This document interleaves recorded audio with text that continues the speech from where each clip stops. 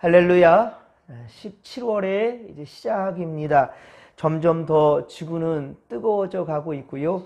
예년보다 더 많이 더운 그러한 7월 한 달이 될 것 같습니다. 어제도 무척 더웠는데요.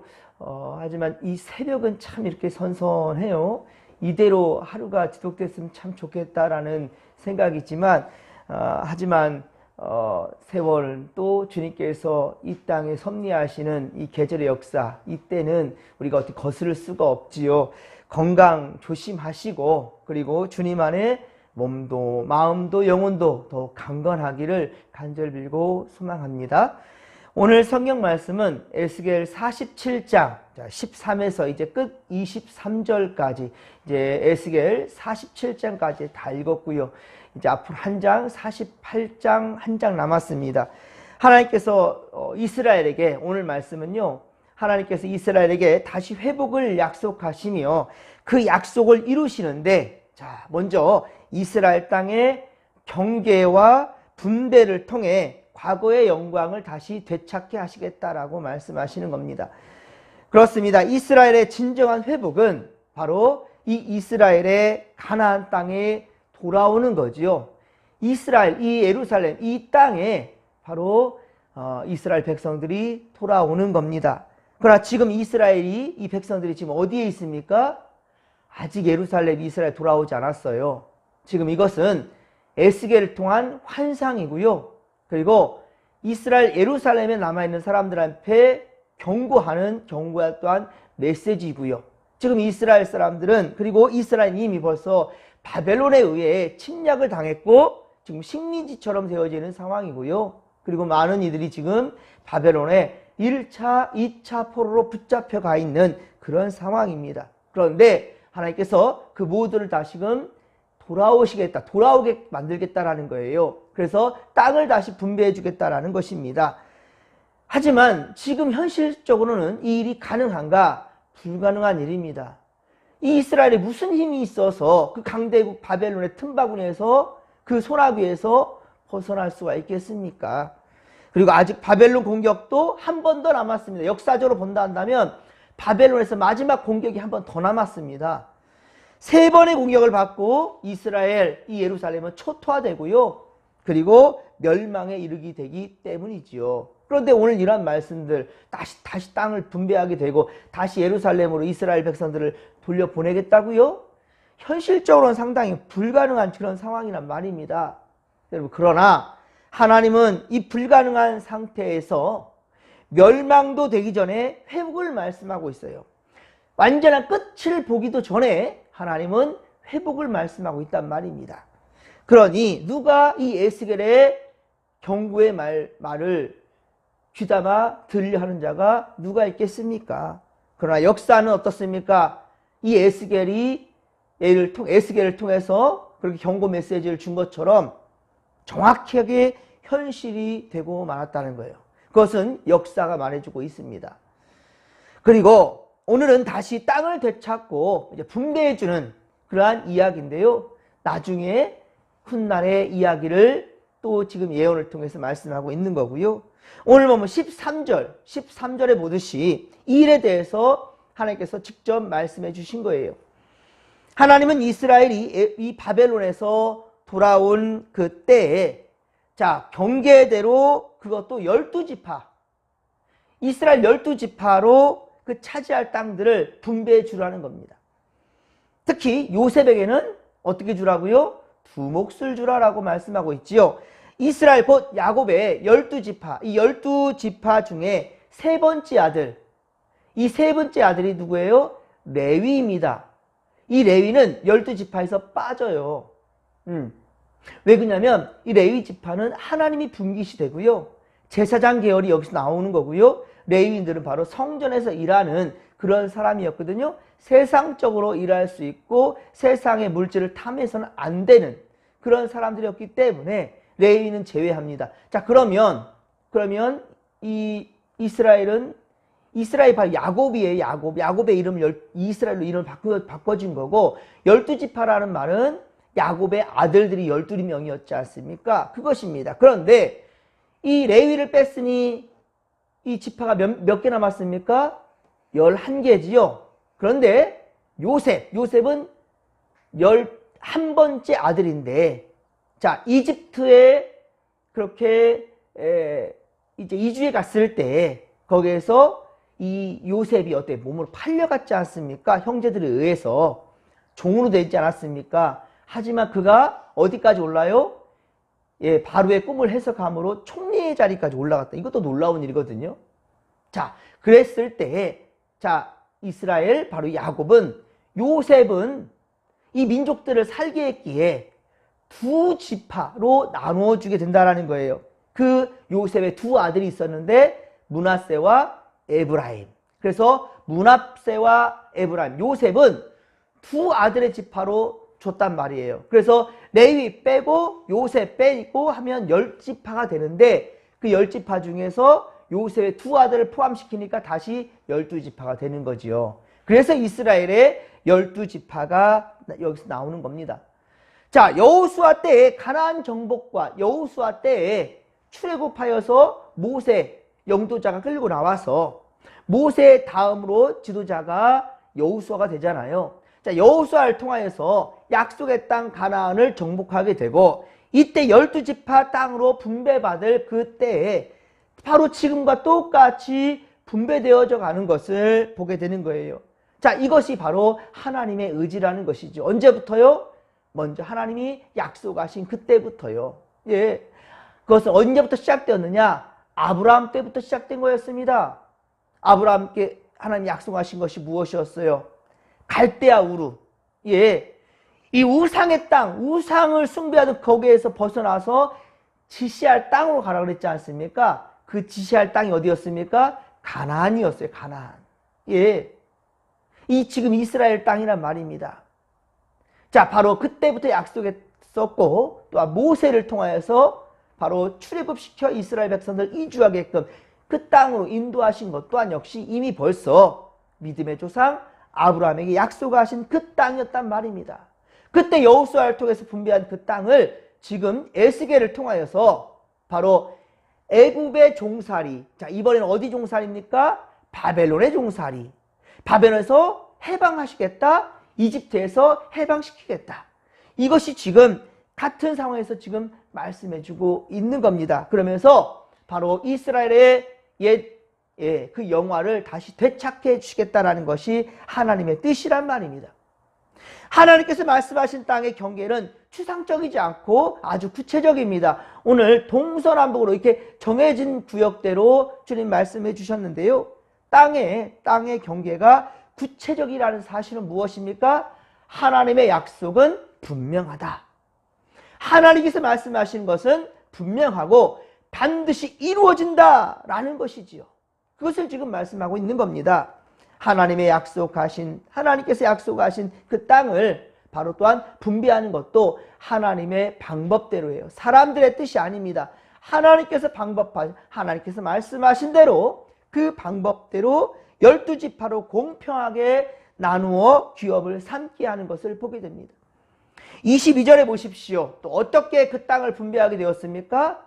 제비를 뽑았다 그랬죠? 제비 뽑는다. 이 성경에서 제비 뽑는다는 이야기는요, 신약시대 때까지 가거든요. 제비 뽑는다. 예. 이것은 점친다라는 표현보다는요, 아무도 알 수 없는 상황 가운데, 우리가 의도하지 않았고요.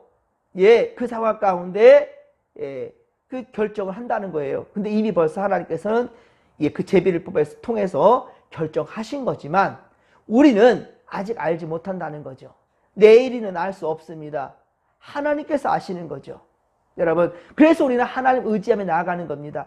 오늘 우리가 이 하루 살지 않았어요. 아직 살아보지 않았잖아요. 오늘 어떤 일이 일어날지 다 여러분 아십니까? 알지 못해요. 하지만 하나님께서는 우리를 믿음의 길로 인도하신다는 말입니다. 철저히 우리는 주님을 의지하기 위해서 이 하루의 처음 시간 이렇게 코람데오 아버지 앞에서 시작하는 것이지요. 그렇습니다. 우리 제비 뽑는 거. 그래서 하나님께서는 공평하게 주의 뜻대로 싸우지 말고, 싸울 수 없잖아요. 우리도 어떻게 해요? 순서를 정할 때 가위바위보 하잖아요. 예. 가위바위보 해가지고 결정된 거 따질 수 없지요. 순종하잖아요. 예, 그렇습니다. 그런 의미로서의 지금 제비를 얘기하는 것이었고요. 23절에 보십시오. 또 중요한 얘기를 하고 있는데 이스라엘 민족 이스라엘 가운데 사는 타국인이 있어요. 타국인. 이스라엘 땅에 이주해 와서 살고 있는 이방 사람들, 타국인들이 있단 말입니다. 그럼 어떻게 하겠습니까? 이들은 제외시킵니까? 그렇지 않아요. 타국인들도 제외시키지 않고요. 이스라엘 지파 중에서 기업을 얻게 하리라 라고 주님 말씀하십니다. 여러분, 사람의 기억에서는 이 약속은 전혀 그렇게 잊혀지는지 몰라도 이러한 하나님의 약속과 계획들 이런 것들이 잊혀질지 몰라도 하나님의 약속은 어떻습니까? 시간이 지났다고 해서 소멸되지 않고요. 때가 되면 반드시 이루어진다라는 거예요. 하나님의 약속은 반드시 이루어진다는 사실을 믿으시기 바랍니다. 하나님의 약속하신 말씀대로 그렇습니다. 하나님은 약속하신 말씀대로 애굽에서 종살이하던 이스라엘 백성들, 이스라엘 백성들을 구원하셨고 그리고 가나안 땅으로 인도하셨고 그 땅을 차지하게 하셨습니다. 그리고 그 땅을 지파별로 그렇게 공평하게 하나님 나누어 주셨습니다. 마찬가지로 이제 이 바벨론에서부터 구원하시겠다고 말씀하시는 주님, 아직은 지금 포로로 붙잡혀 가고 있고요. 마지막까지 바벨론의 3차 공격대로 또한 이루어진다는 말입니다. 이 이스라엘 예루살렘은 초토화되고 무너지고 멸망하게 된다는 겁니다. 하지만 하나님은요, 이 지금의 세대를 보지 말라는 거예요. 지금의 상황이 아니라는 거예요. 반드시 구원할 테니 지금이라도 늦지 않았다. 에스겔을 통해서 지금 선포하는 이 경고의 메시지를 받아들라는 거죠. 문제는 어떻습니까? 에스겔의 경고의 메시지를 듣지 않았다라는 거예요. 받들지 않았습니다. 그러하기에 바로 결국 이 이스라엘 예루살렘은 멸망에 이르게 된 거예요. 하나님 탓하는 게 아닙니다. 여러분, 우리가 오늘 살아갈 때에도 힘들고 괴로운 일이 닥칠 수 있습니다. 물론 하나님의 시험일 수도 있습니다. 우리를 더욱더 믿음으로 성장시키기 위해서 주시는 고난일 수도 있습니다. 하지만 그렇지 않은 고난도 있을 수 있는데요. 그것은 우리 여러분들 인생을 돌아봐야 됩니다. 과연 내가 하나님의 뜻대로 순종했던가? 하나님의 약속을 믿고 하나님의 말씀만 굳게 믿고 정진하고 있는 인생인가? 아니면 보이지 않는 인생이니까 앞으로 알 수 없으니까 그냥 내 뜻대로 세상의 가치관과 방법대로 두려 주저 하면서 그렇게 하나님 말씀이 아닌 내 생각과 내 의지대로 나아가면서 당하는 환난은 아닌가? 여러분, 우리는 돌아봐야 된다는 것입니다. 여러분, 우리 하나님은 어제나 오늘이나 또 내일까지도 동일하신 분이십니다. 에스겔을 통해 예언의 말씀이 선포되는 것을 듣는 이 이스라엘이나 그리고 오늘 우리가 해야 할 일들, 우리가 오늘 살아갈 모든 순간들 하나님께서 약속하신 그 약속이 이루어질 것을 굳게 믿고 기다리는 우리가 되어야 된다라는 것, 이것을 이 시간 다짐할 수 있는 우리가 되기를 소망합니다.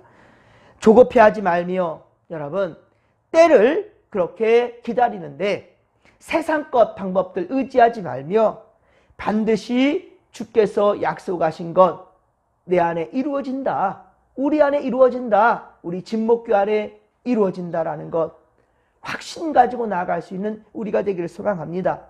잠언서 24장 16절, 잠언서 24장 16절에 말씀합니다. 대저 의인은 7번 넘어질지라도 어때요? 다시 일어난다는 거예요. 누가? 의인은요. 의인은 7번 넘어져도 다시 일어난다. 7번은 뭐예요? 완전한 숫자거든요. 그러니까 완전히 무너진다 할지라도. 누가요? 의인이요. 아니, 의인이 어떻게 무너집니까? 여기서 의인이라는 것은 하나님 말씀대로 따라가는 성도들 의미합니다. 그런데 어떻게 왜 망합니까? 그래, 망할 수 있어. 그런데 어떻다고요? 다시 일어설 수 있다. 여러분, 우리 하나님 우리와 함께 하시니, 우리가 주님 안에 있으니, 코람되어 주님 앞에 있으니 우리는 믿음 붙들고 나아간다면 아무리 세상이 우리를 괴롭게 하고 힘들게 하고 7번 넘어진단다 할지라도 우리는 다시 일어설 수 있다라는 확신 갖기를 주님의 이름으로 간절히 축원합니다.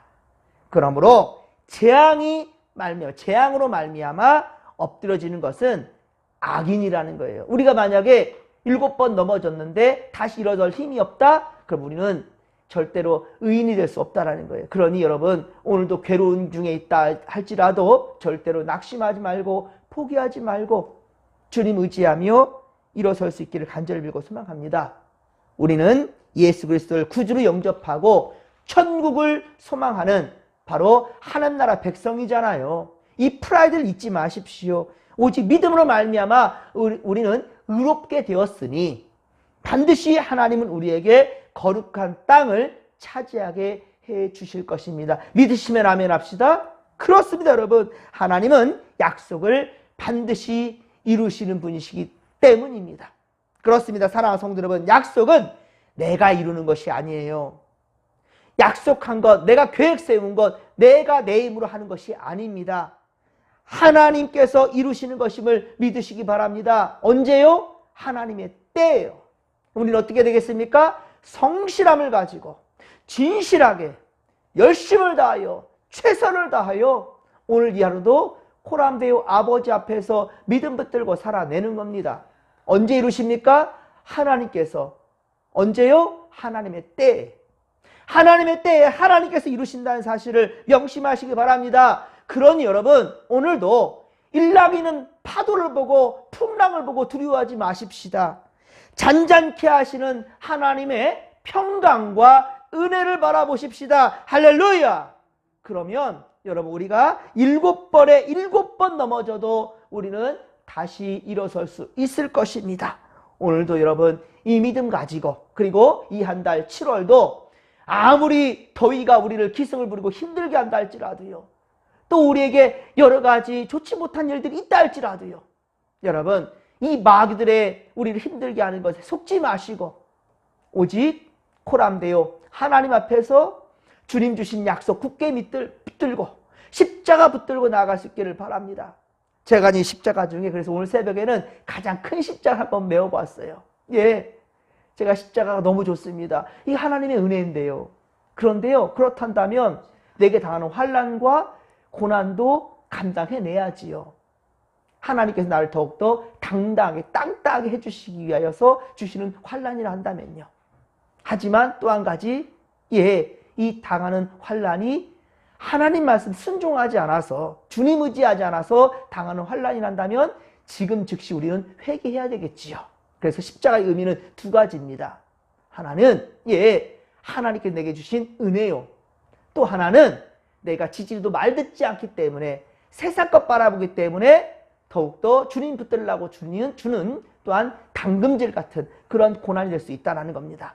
오늘 우리에게는 오직 주님의 은혜에 십자가가 놓일 수 있기를 간절히 빌고 소망합니다. 이 십자가 붙들고 우리 하나님 나라 이룰 때까지 최선을 다해 정진하십시다. 주여 삼창 부르며 기도하며 나갑니다. 주여, 주여, 주여.